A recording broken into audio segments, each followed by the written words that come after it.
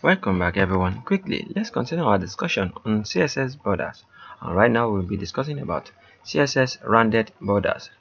The CSS rounded borders can be specified using the border radius property.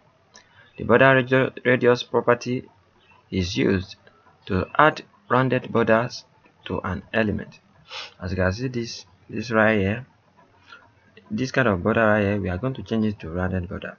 So please, in our next tutorial we are going to be discussing about this in full details, but always note one thing: you can use this border dash radius property right here just to specify the rounded border. As you can see, all this border you can see right here is not having round border. So in our next tutorial we are going to discuss about it in full details. So, and note that we are having normal border, round border, rounder border, and roundest border. So I'm going to be showing you how all this work. We can have what? We can have roundest border, rounder border, and round border, and we can even have our normal border. So it depends on what we specify in our border radius property. So that's what I want to show you guys.